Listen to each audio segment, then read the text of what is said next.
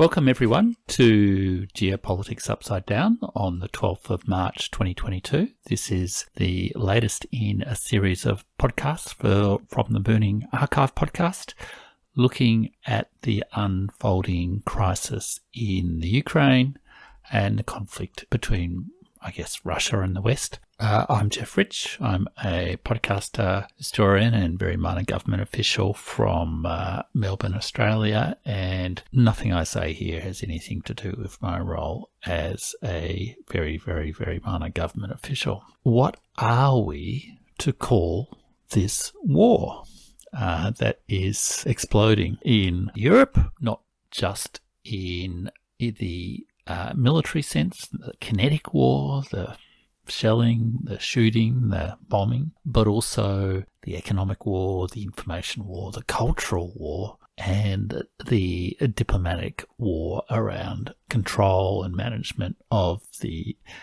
systems and institutions of international relations. Do we call it Putin's war of choice, as I think the US is proposing? Is it a special military operation, as Vladimir Putin or the Russian government say? Is it World War III, or is it something else? That's what I'm going to look at today, and I'm going to propose, a way of reframing the conflict in Ukraine and to think about its place in history, perhaps a little bit, as well as what the developments are against each of the key vectors that I've been describing in these podcasts of economic war, diplomatic war, information war, and kinetic or military war. And the suggestion I have is a bit of a variation on a suggestion that I made back on the 27th of February when I released my first special episode on Ukraine. In that podcast, I talked about this war sort of being, or this conflict being a closing phase of the 100 Years Cold War. The 100 Years Cold War beginning in 1917 with the Russian Revolution and the alliance of the Anglo-American powers, first through the British Empire and then through its successor, the American Empire, in conflict with Russia. And although we often think that ended in 1989, my argument was there was never really a properly settled peace agreement. The conflict ended, but the peace wasn't resolved and negotiated. And in a way, the conflict in Ukraine is the unfinished business of that failure to negotiate a peace and negotiate the borders of NATO, to negotiate a fair and equitable treatment of the Russian economy and political systems and culture during the 1990s. And the blowback from Russia against the humiliation it felt and the constant eastward expansion of NATO, the constant demonization of Russia in the American media and Hollywood culture, Netflix culture, has come back to bite us all, I guess. And China, together with Russia, have really proposed that enough is enough. Ukraine's the final point. You can't create Europe's second biggest army on our borders and then introduce it into NATO.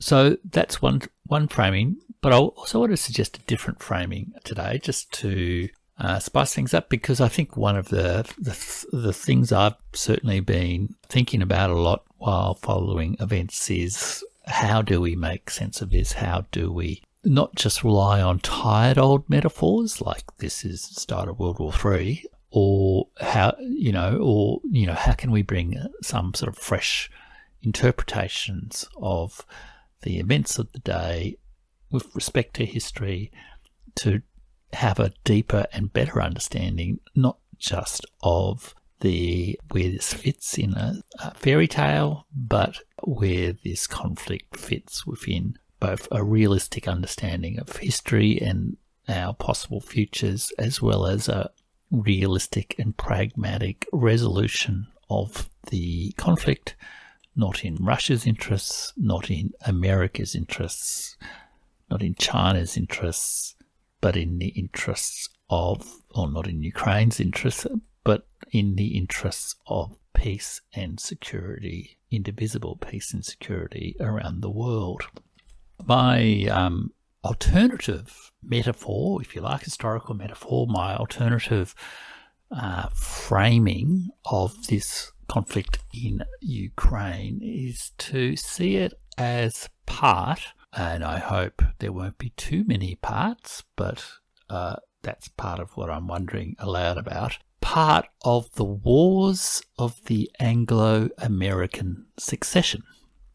The wars of the Anglo-American Succession. Now, what this is a comparison to is the wars of the Spanish succession in the early 1700s.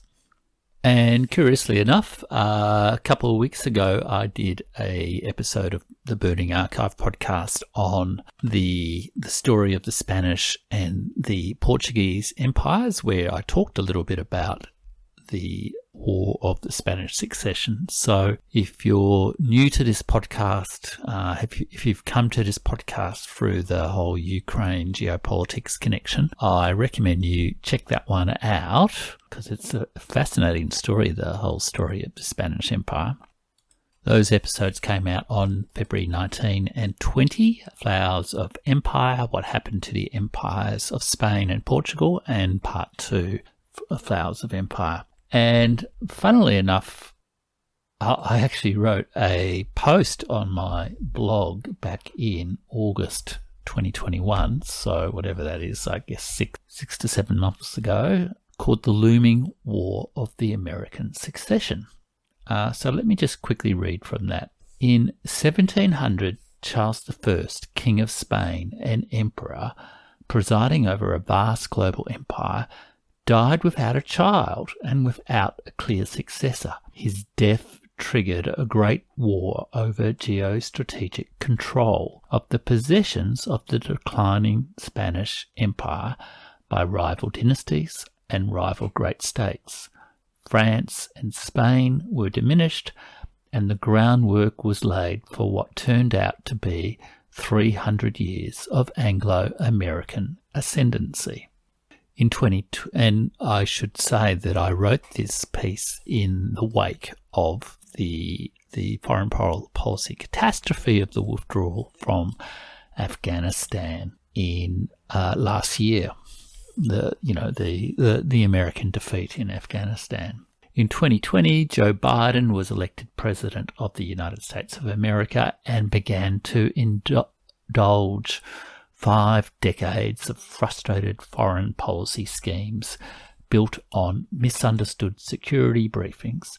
He was the perfect representative of an incompetent, self-deluded and corrupted elite.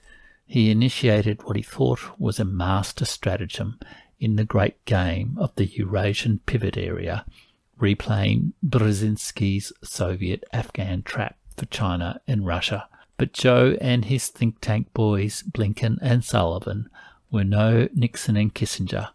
The Iberian diplomat and writer on geopolitics, Bruno Machez, said of the performance, "I have never seen such a monumental display of incompetence by a Western democracy as the American evacuation from Afghanistan." So in 2021, the indispensable nation died without child, or its esteemed mind or democracy. Its death triggered a great war for control of Eurasia, the oceans and the new spaces of information and culture. Mackinder plus Mahan plus McLuhan. So began the War of the American Succession, or Anglo-American Succession. So why do I make that comparison? So in the early 1700s, there's a dynastic collapse in Spain that leads to, I guess, a collapse of authority and the collapse of the hegemonic leadership of Spain around the world. I mean, this is the first empire on which the sun never sets, the first transoceanic empire of land and sea.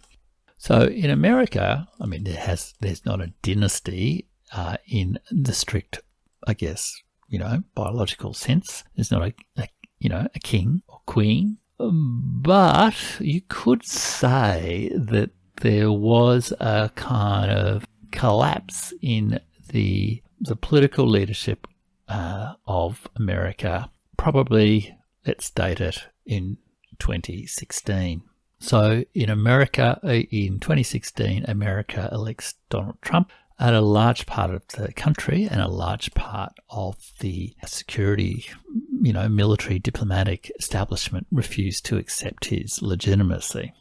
And there's consequently a kind of internal struggle, really, for the next 4 years of Donald Trump's presidency, which means that there's a kind of disabling of the leadership of America.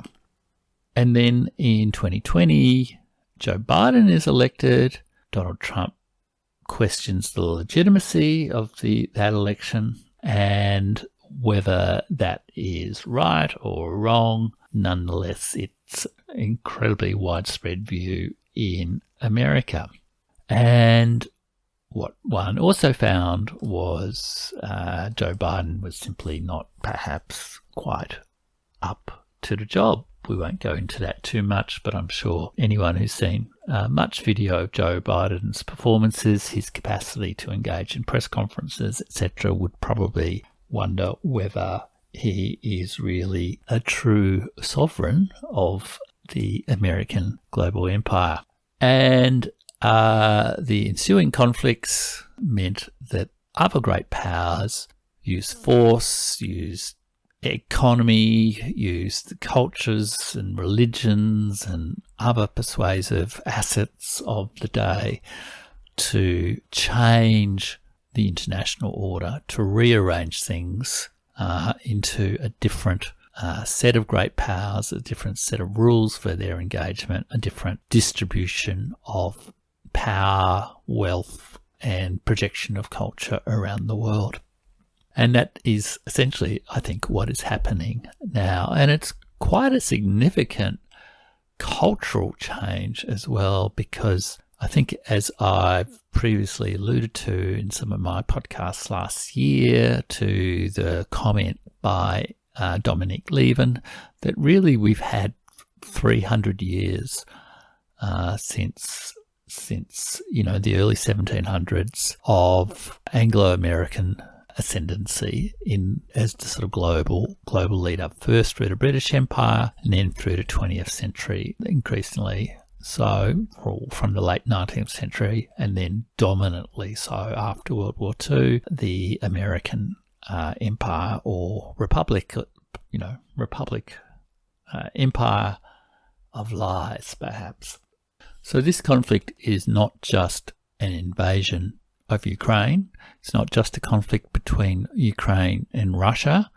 It's a much broader conflict between America, NATO, Russia, and China. And it's a conflict that is playing out economically, culturally, militarily, diplomatically as a reworking of the global order, the arrangement of power, the successor or multiple successors to the Anglo-American dominance. What will it be? Even insofar as we talk about the United Nations Security Council, will the membership of the United Nations Security Council, for example, change? So although there's a lot of talk about a forceful effort to change the status quo, yes, there is a forceful effort to change the status quo, but that is totally what it's about, and it's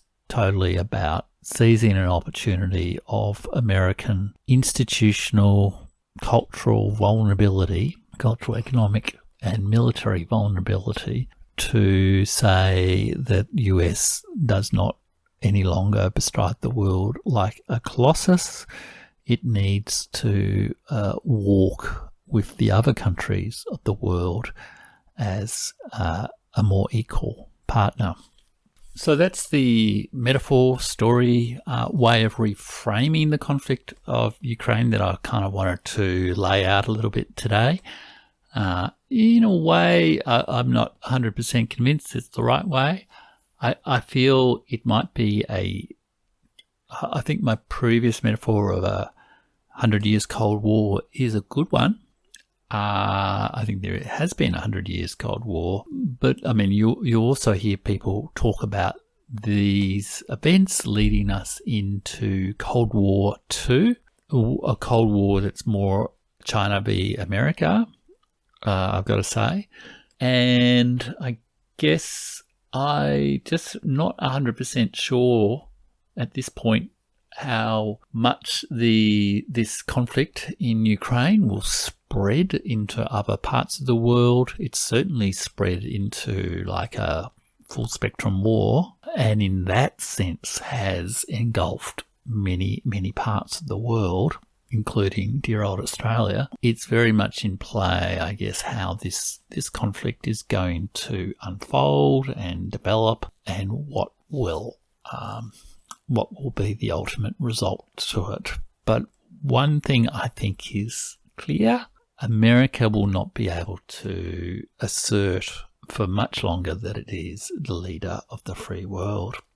That was the big sort of general concept I guess I wanted to convey today. What I also want to do is just look at the 4 vectors that I've been talking about in this podcast, when I've been talking about this sort of geopolitics upside down thing and tracing the Ukraine conflict. They being the military conflict, the economic conflict, the informational cultural conflict, and the diplomatic conflict, if conflict's the right word for diplomacy. Diplomatic struggle, perhaps.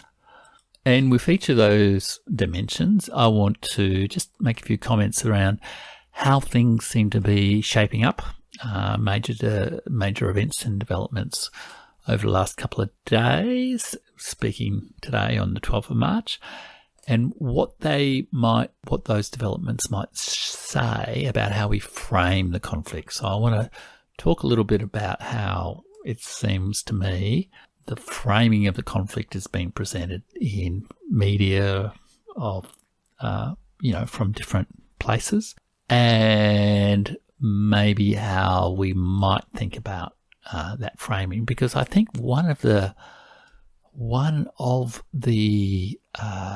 questions, or one of the issues that has certainly struck me in looking at a couple of highlights in the sort of digital media over the last few days has been the strategic confusion in certainly the American or the Anglo-American media, or commentary, or think tankers, diplomatic political leadership. I think no one is really very clear around what's going on in that world, and I think it's sort of showing, and there's an element, I think, of panic that behind all the bravado that, Vladimir Putin's miscalculated and he's going to be very desperate very soon, it may indeed be that America has miscalculated with equal severity.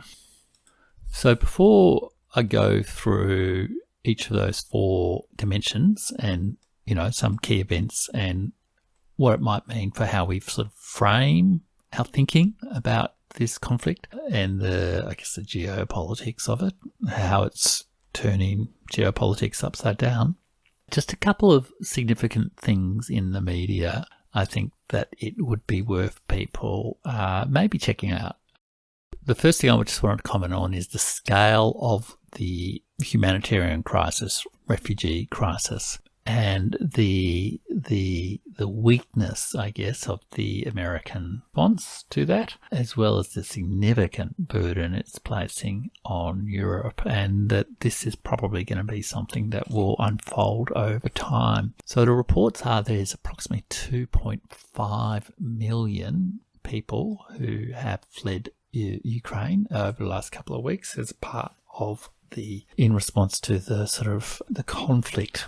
And that is more than 5% of the claimed population of Ukraine, and possibly it could be even up to 10% of the actual population of Ukraine. I say that because I think the reported population of Ukraine is around 44 million, but there's been widespread reporting of a very large proportion of the population effectively being working pretty constantly in Europe because of the poverty and poor economic situation in the Ukraine. So it's an enormous refugee crisis. A lot of that's happening on the borders of Poland, Hungary, Moldavia, and then flowing through into Germany and other European countries. The Vice President of the United States did a press conference with the President of Poland, whose name is Andrzej Duda, about this, and she and the Polish President were asked their widespread concerns about the response being too weak or too unorganised and simply not able to cope with such a large volume of people, and that's almost certainly true. And this was Kamala Harris's response. And I'm wondering what the United States is going to do more specifically to set up a permanent infrastructure. And relatedly, is the United States willing to make a specific allocation for Ukrainian refugees? And for President Duda, I wanted to know if you think, and if you asked the United States to specifically accept more refugees. Okay. A friend in need is a friend indeed. Okay, I can first. Okay. I just make that point partly in relationship to what might seem my earlier comparison to the sort of dynastic crisis that appears to have struck the American political elite. Second broad observation I wanted to make was that the cultural war has escalated dramatically and, quite frankly, in my opinion, shockingly so. Something which took my eye in the last couple of days was the action by Meta or Facebook and Instagram to permit calls for violence against Russians. I must say, I actually myself contacted the Australian Communications and Media Authority and asked a polite person there, what potential action the Australian government could take about such outrageous conduct. So, and we've had further cases of attacks on Russians, cancellations of Russians, and extreme Russian phobia, and now it seems like an active promotion of both hate speech and incitement to violence by some of the largest tech media companies in the world. If anyone listening to this podcast has any influence at all, please step back from the kind of mass hysteria maybe that seems to be, it's not a word I like, hysteria, but the latest moral panic perhaps is another way of putting it, that seems to be targeting Russians and having a very, very, very bad impact on both Russia's view of America and the West, as well as the views of many countries that have different cultural traditions to the Anglo-American world, like India and China, etc., about the superficial commitment to genuinely humane values in some of the dominant Anglo-American powers. Third point is about biolabs. So I did my special episode on biolabs, the exposure of the biolabs 2 days ago, and today, or earlier this morning, Australian time, the UN Security Council met about biolabs, and I really encourage people, if they can, to look at the actual details of this. I don't know how widely they're reported in the media, at least in media in Australia. I would urge anyone listening to this podcast to actually seek out some information on this And I guess one things I like to do in terms of trying to make sense of these events is to watch, read a very wide range of different views around this issue, or not just this issue, any issue, and to sort of kind of try to gauge the responses of different parties and groups. And I was listening to the podcast produced by the American political strategist, Steve Bannon. His podcast is called War Room Pandemic, and there's a particular episode that I found quite chilling, really, to be honest, which is episode 1701, which came out like in the early hours of this morning. In that episode, Steve Bannon interviewed, and I've got to say, Steve Bannon is pretty critical of the biolabs business, and he's very much an American nationalist, but he's also very critical of the biolabs business and doesn't accept at face value the claim that it's just Russian information. But he and before everyone goes crazy and says, he was Trump's advisor and all that sort of stuff, just fascinating thing about Steve Bannon is he's actually a very, I guess he was a pretty effective strategist, but has a very incisive way of interrogating information. And he interviewed a guy called Stephen Hatfield, who actually is like one of the leading military medical scientists in America, who has been involved in the sort of, let's say, bioweapons program, biological research programs, disease-type research programs in Fort Detrick in America. And Steve Bannon basically put to him, so what's all this business with the biolabs? Is it kind of true? And what was quite shocking was methinks he doth protest too much, sort of, it's all rubbish, don't believe it, it's just the press beating stuff up, it's all totally fine, nothing to see here kind of response from Stephen Hatfield. I won't go into that too much more, but I really think the opening up of this story has provoked an extraordinary propaganda response from many people in America, and I might address that a little bit further on when I talk about diplomacy. Then two other interesting pieces in the digital media space that you might want to check out. One, there's a show called Trigonometry, which is like a talk show, interview show, with two comedians, Konstantin Kiesin and Francis Foster. And Konstantin, I think it's Konstantin, is from a Ukrainian family, and they've done an episode just in the last week, which are they've done two special episodes in the last week. And the most recent one, which came out, was recorded on the 9th of March, is absolutely fascinating for the transition going on in Konstantin Kiesin's framing of the issue.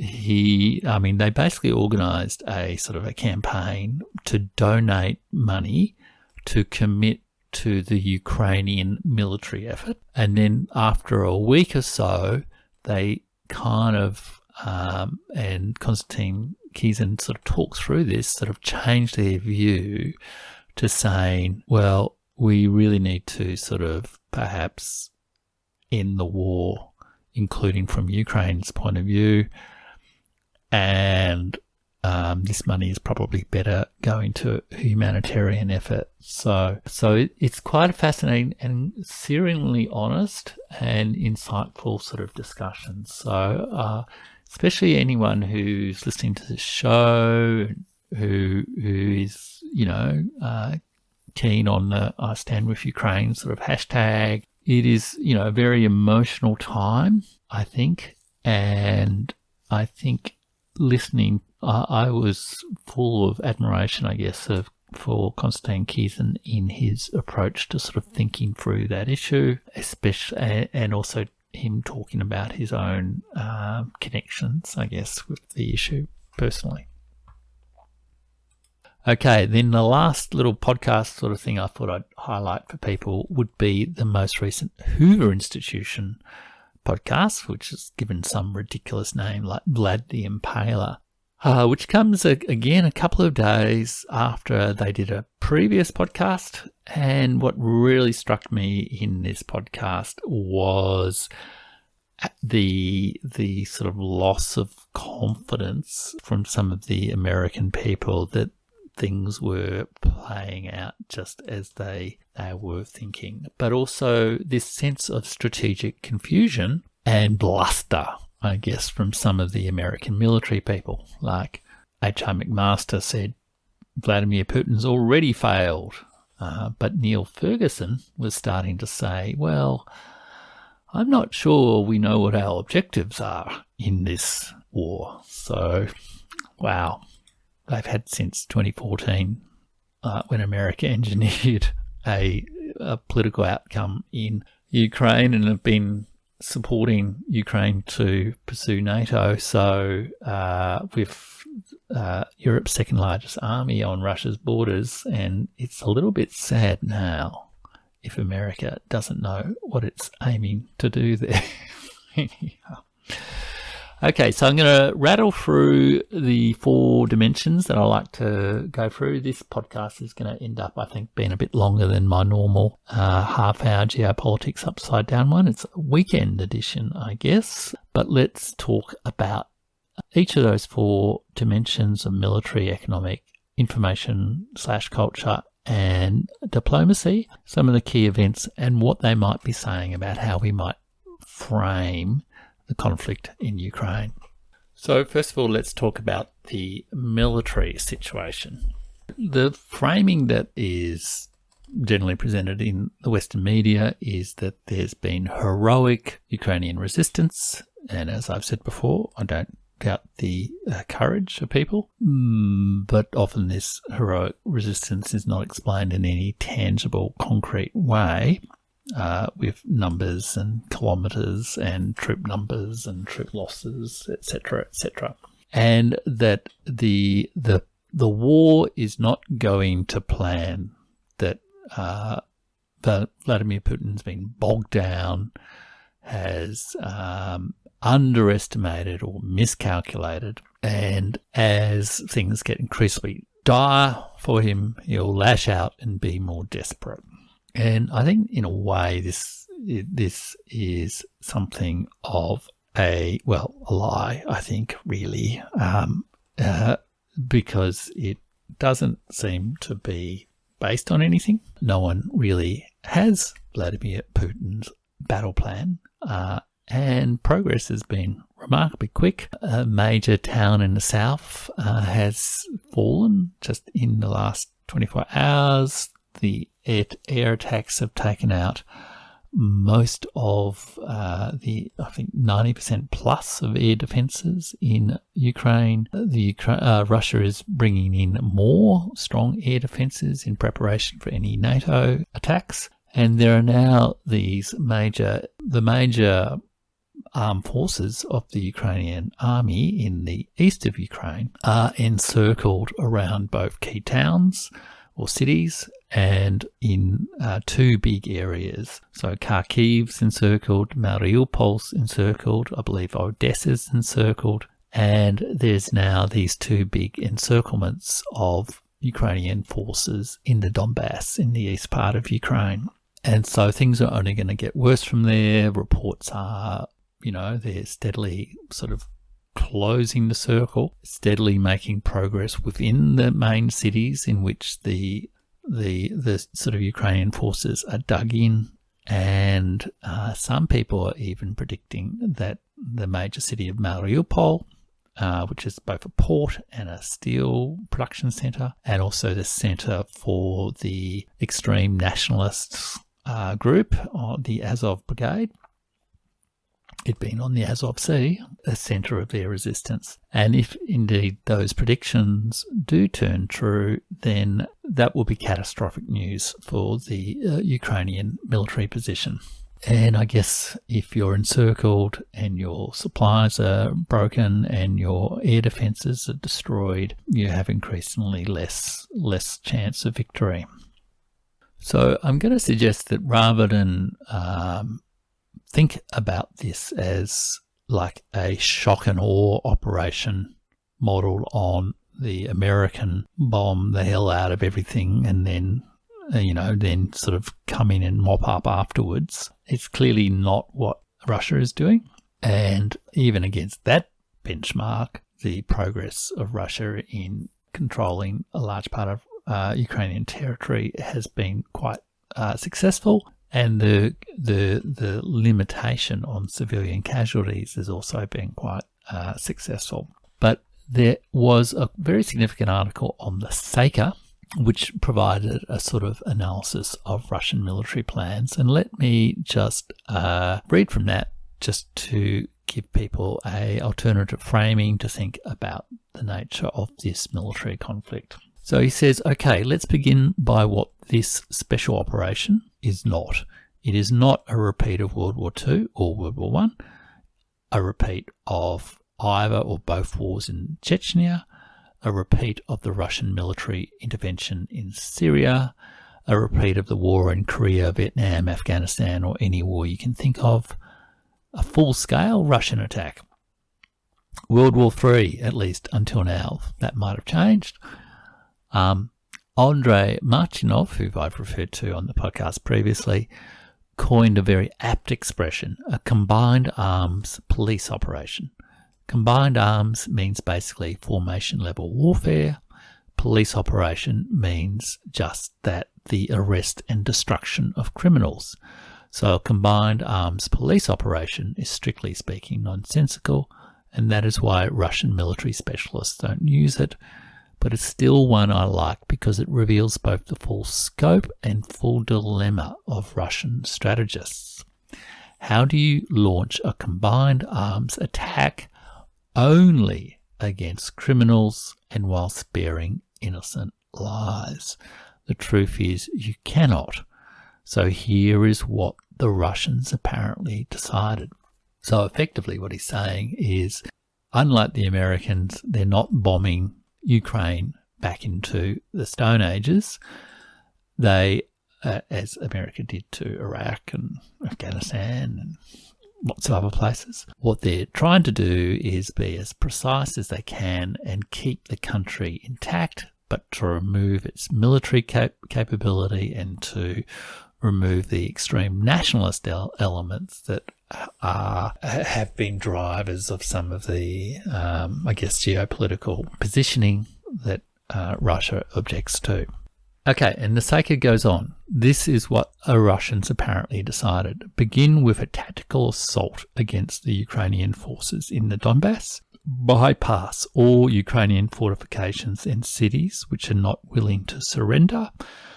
Develop your tactical assault into an operational one by encircling the entire Ukrainian force in the Donbass. Move along the coast to liberate Mariupol. Tactical, and then continue further west.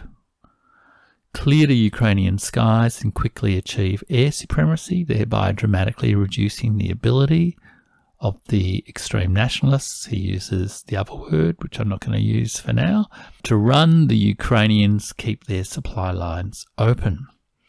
Once the skies are safe, not so much from the Ukrainian aircraft, but from their air defences, fully engage your rotary and fixed-wing aviation for reconnaissance, close air support, move forces, etc. Block the main Ukrainian extreme nationalist centres. Mariupol combats well inside the city. Nikolaev combats all around the city. In Kharkov, blocked. Chernigov, blocked. Odessa, almost blocked. And Kiev, almost blocked. Then wait for the city to surrender. For that, the city would have to get rid of the local extreme nationalists first, of course. If they cannot do that, then use specialised urban assault to liberate the city and kill all the extreme nationalists. But their orders should be to save their own lives before saving anybody else. So this implies a very slow and deliberate gradual movement in the depth of the city. Next, destroy the long-range artillery, which still strikes at the Donbass forces at several locations. Then blockade the remaining forces and wait for them to surrender. Strongly urge the Ukrainian commanders to avoid a useless carnage and lay down arms. If all else fails, say within a week or so, wipe them out literally and quickly. Once the entire Ukrainian controlled areas are declared open fire zones, the really heavy Russian hardware will take less than 24 hours to completely liberate the entire Donbass. Then liberate the south first, that is the full Black Sea coast, then to begin to move forces towards the general direction of central Ukraine. So there's quite a bit of detail there, but I think you'll find in that paragraph or a couple of paragraphs more insight into the military situation than anything you'll read in the Australian, the Age, the ABC, all the rest of it, or whatever your local national mainstream media outlets might be. So even some American commentators seem to be backing off or getting cold feet and realizing this is not a war they want to try to fight. And but we're faced then with the situation of America looking like it will be enduring another humiliating defeat. And there's definitely concerns, especially with all the rhetoric about false flag events, that there may be some kind of fudging of the situation, some terrible, terrible tragedy. I can only hope that the Ukrainian leadership shows some sense and avoids carnage and accepts the reality of the military facts on the ground. Okay, the economic war. So America has launched its sanctions from hell to do what I guess it probably believed would crush Russia, would provoke a financial panic in Russia, to bring Russia to its knees, and to then provoke a social upheaval and a political coup or regime change in Russia. And no doubt the extensive sanctions from Russia, from America and other countries are creating problems for Russians. But there's also some evidence of some significant resilience from Russia. There was a very extensive sort of set of measures and like an open meeting, sort of press conference, sort of council meeting of Vladimir Putin and the president of Russia and his various key economic ministers. And they seem to be displaying significant resilience. Indeed, the former diplomat MK Bhadrakhumar has written a piece on his excellent blog Indian Punchline that I might include a link to. Russia adjusts to sanctions from hell.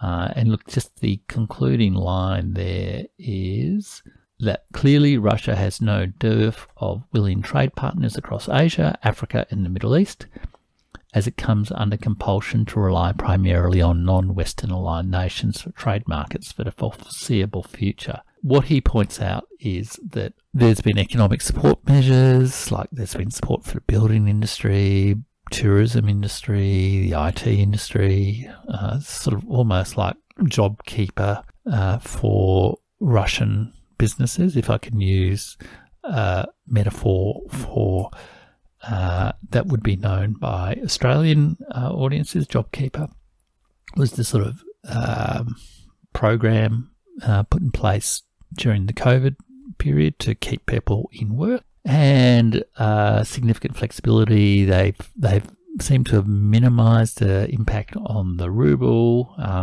They've used gold as a mechanism to preserve value, and they've also found that they have alternatives to the restrictions on SWIFT and alternatives to like Visa and MasterCard, stopping international transactions. Basically a big Chinese credit card company basically walked straight in and took over the business, as well as Russian credit cards filling the gap as well.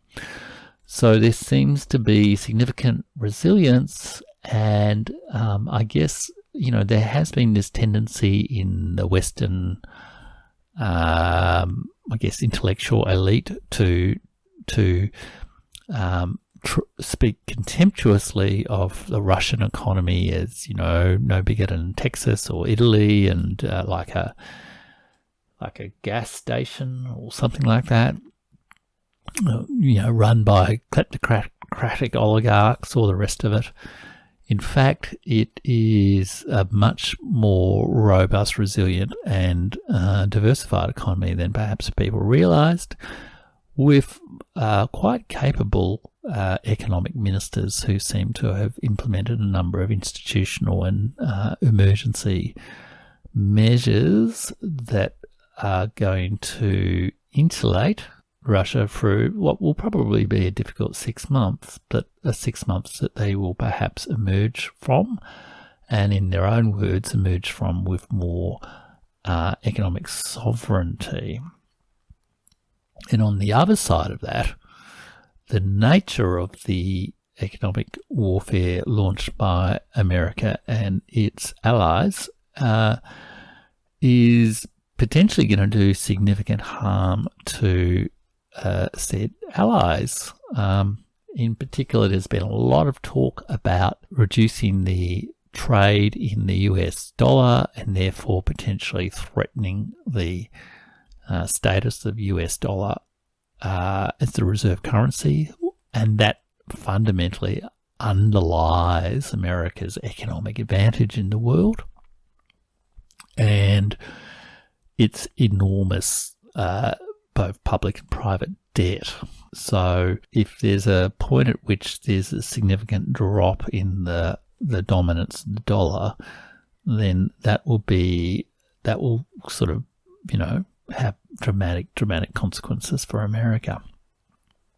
And of course, then we have inflation and price rises, not just in oil and gas, but a whole range of metals. There's likely to be supply issues with metals, many of which Russia supplies, and significant impact on agriculture, both through increase in fertilizer prices as well as, for example, wheat.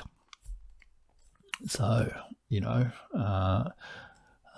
and these impacts, the nature of the strategy employed by America has also perhaps scared the horses a little bit, both in Europe and in India and in Africa and in Latin America, saying, wow, gee, America, you're just one country among many. You can't sort of just decide to trash the world, every economy in the world, if another country does something you don't like. I mean, I don't mean to trivialize the nature of Russia's actions, but you understand what I mean.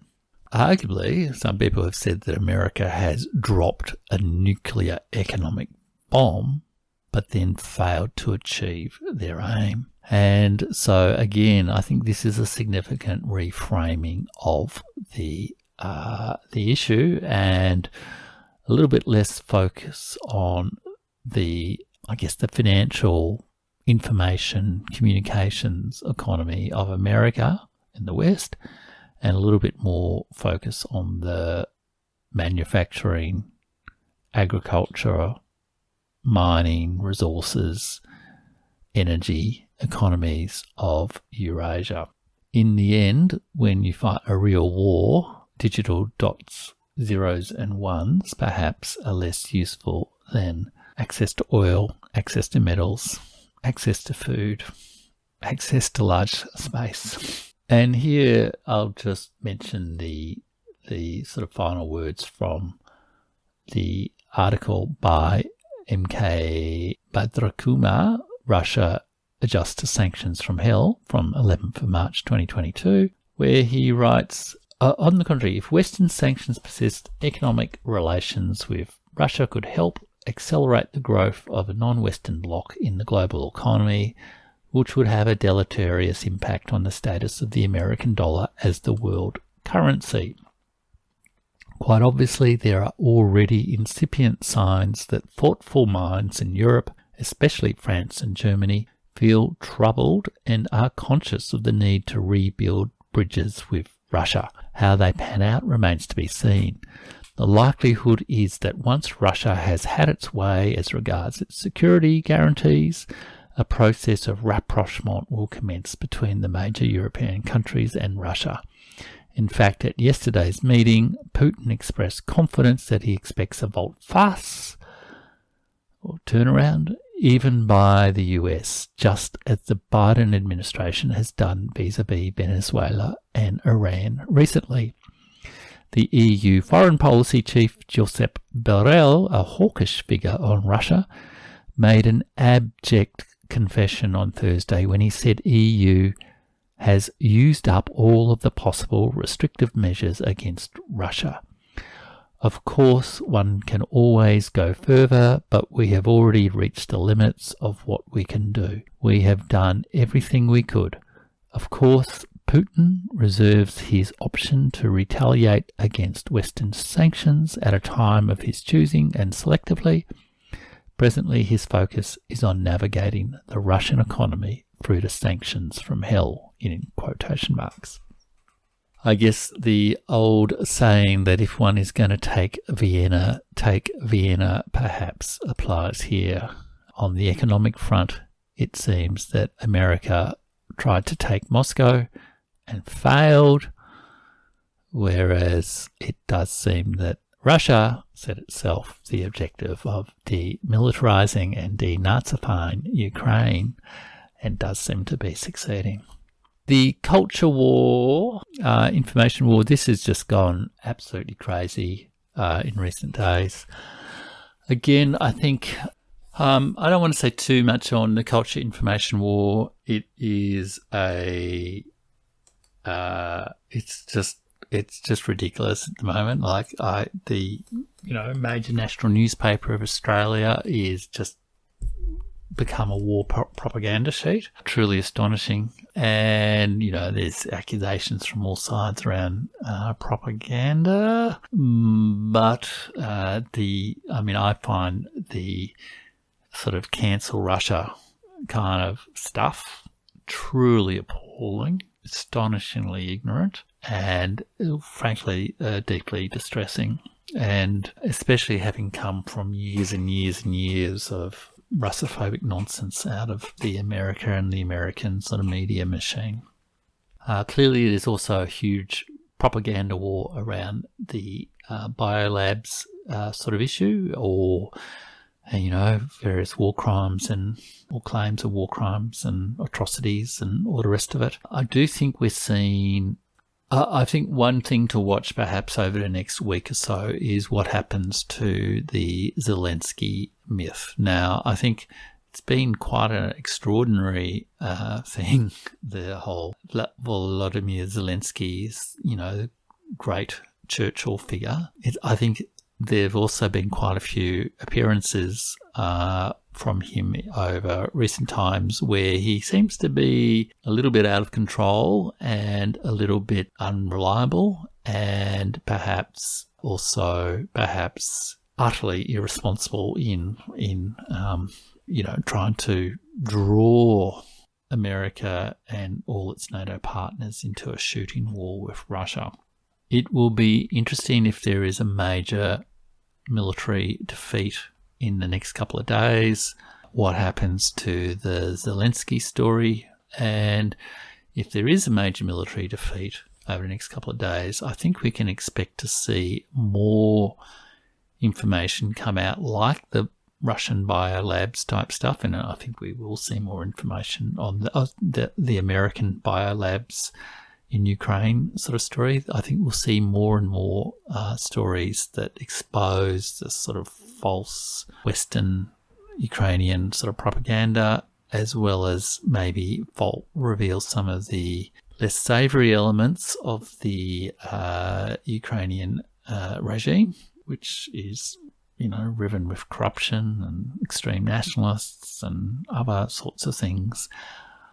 And it may well be that, assuming any of the truth can come out, people might feel somewhat regretful about what they have said. I mean, I've heard people say that the nature of the kind of warmongering frenzy going on at the moment, say in American media, is way, way, way worse than sort of during the Iraq War back in whenever that was, 2003. And that's saying something. And there are a lot of people who allowed themselves to be fooled about weapons of mass destruction and Saddam being a dictator and bringing democracy to Iraq being a great thing, and departization and all that sort of stuff.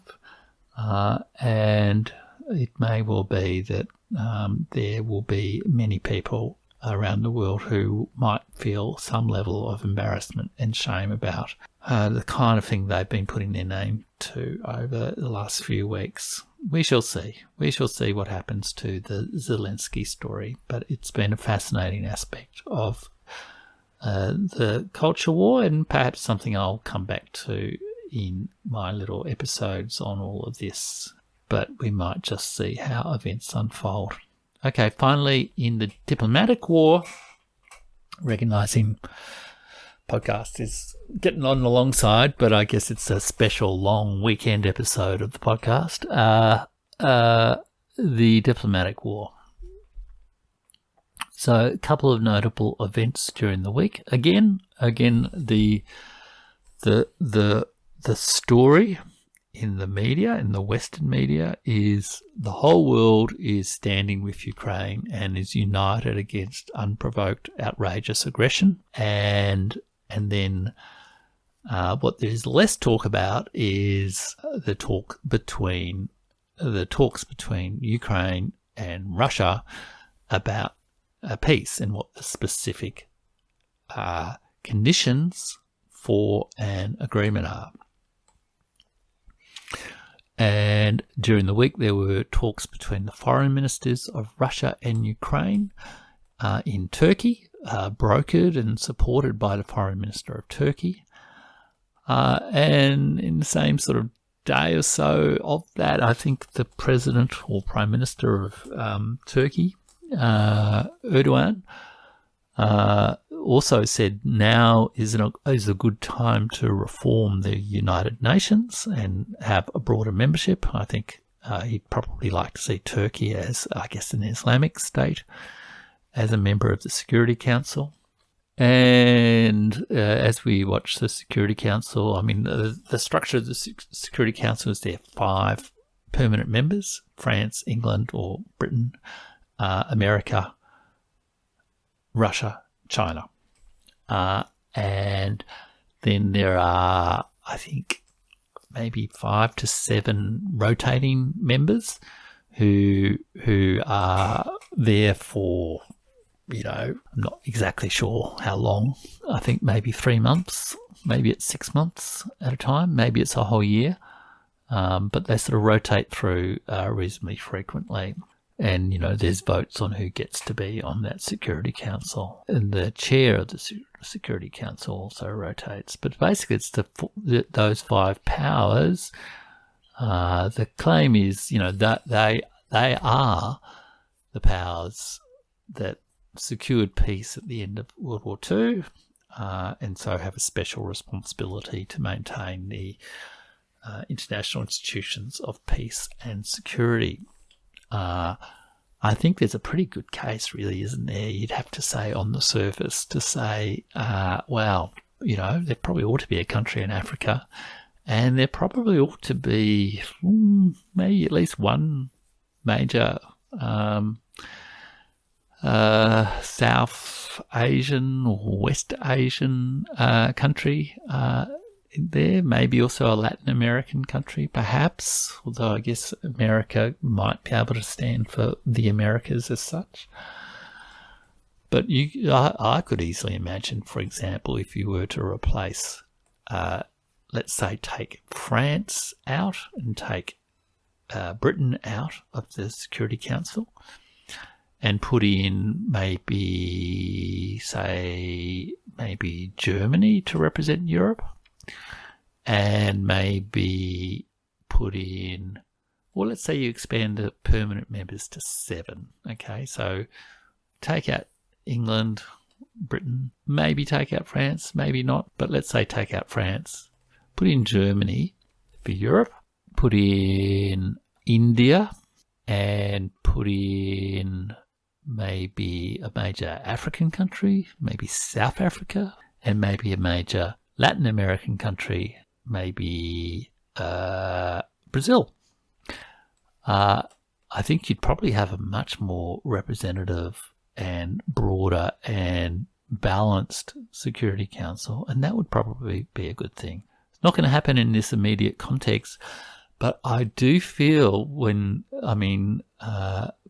people object to changing the status quo, there are a lot of forces across the world that actually think the status quo does need to change. And one of my observations around the response of many American political elites to the debates in the Security Council, which is effectively, oh, the UN's useless anyhow. And, you know, if they don't say what we want them to do, what's the use of the UN anyhow? So their commitment to genuine multilateral diplomacy for peace and security is pretty skin deep.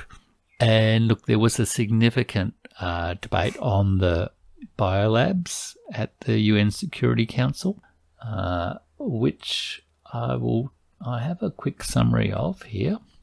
So the quick summary of that discussion was that Russia, China, Brazil, India, and Kenya want investigations into the biolabs. So very significantly, Brazil and Kenya want those investigations, as indeed does India. They're not being neutral about it. They want the investigations into the biolabs. America just says it's all propaganda. The UK and the European powers say, oh, it's all propaganda. I feel this is going to gather momentum, and I don't think America is in a terribly well placed position diplomatically, because it appears to be wanting to evade its own concepts of international law or rules-based order in this matter.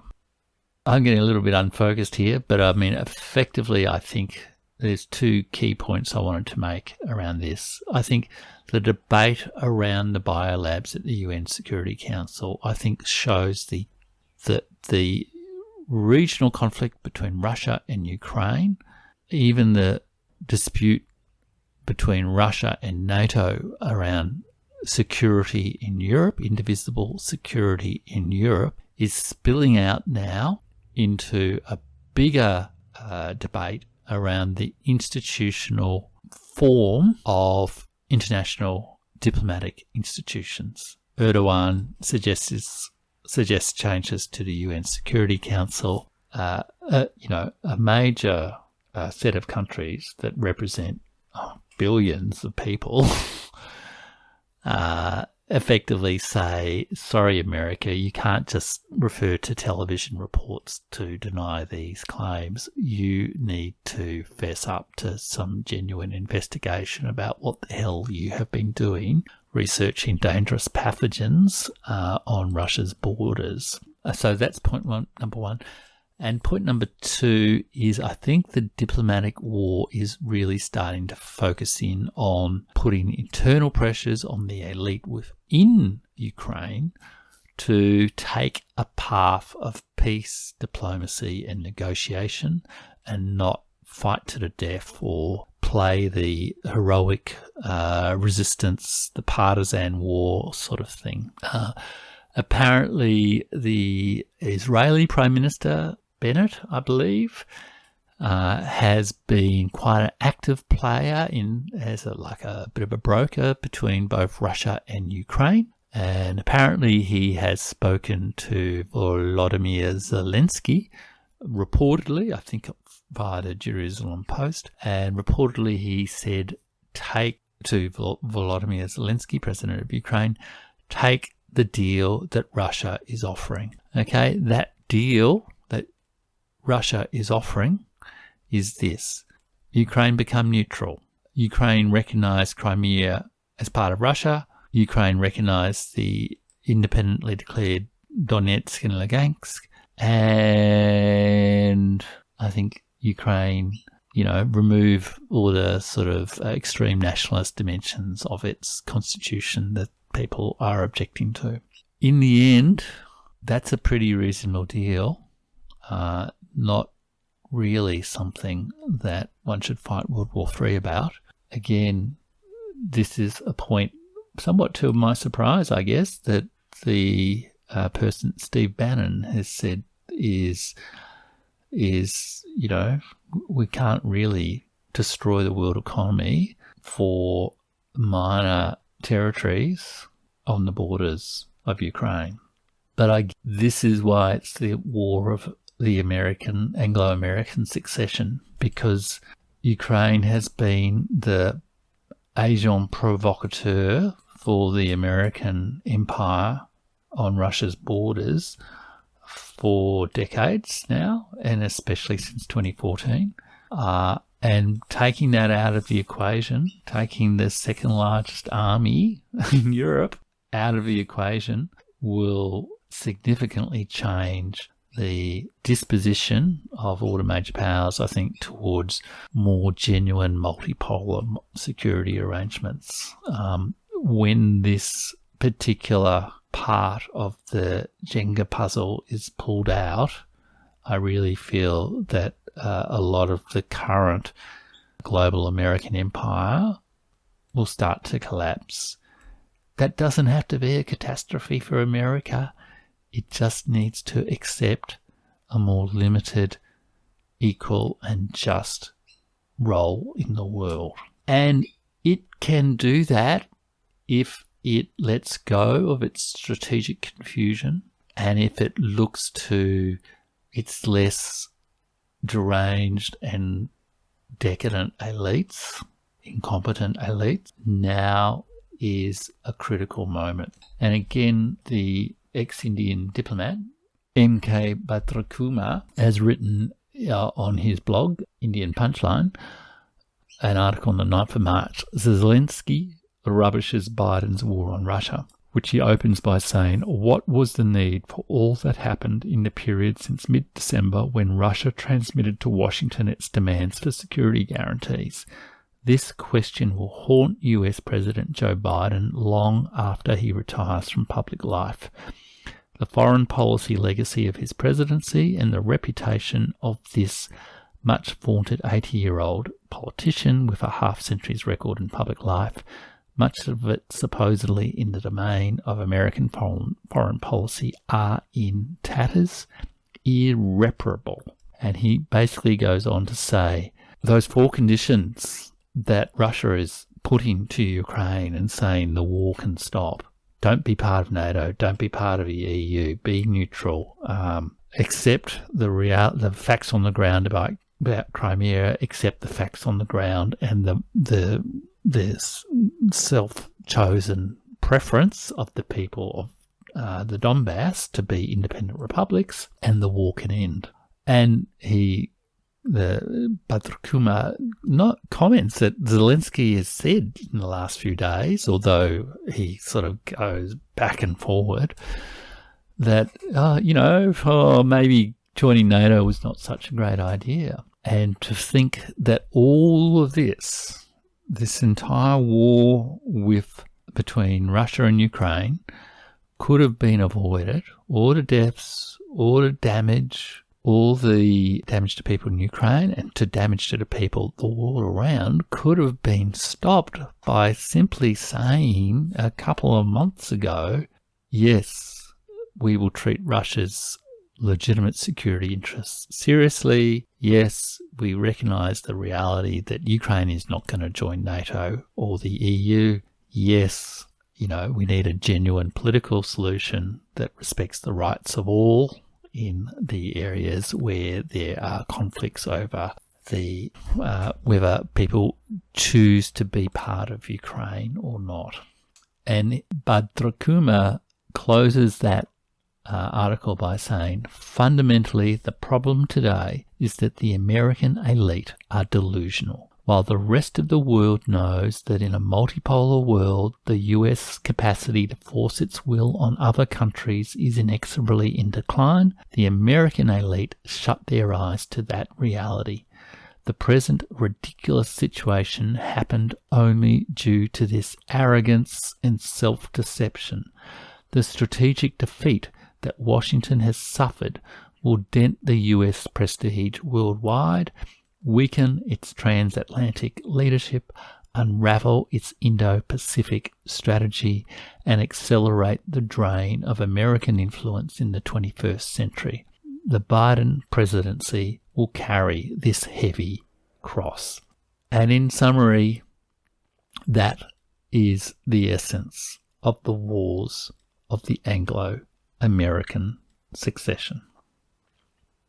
It's been a long episode today. I hope you don't mind. There's been a lot to cover. I'll probably end up scaling back the geopolitics episodes maybe to, well, I've done a lot of them this week. I'm not sure I'm going to keep doing a lot of them. I will see. These are world-shaping events that they are going to significantly change how a lot of us lead our lives for many years.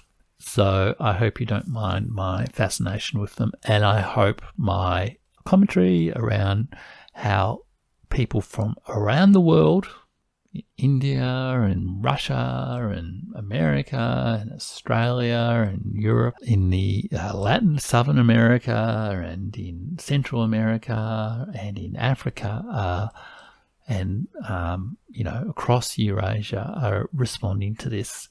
Helps bring some insight to you and helps you see geopolitics upside down. And do remember, as I always say in closing out the Burning Archive podcast, quoting from one of Ezra Pound's great canto, one of his great Pisan cantos, "What thou lovest well will not be reft from thee." Bye now.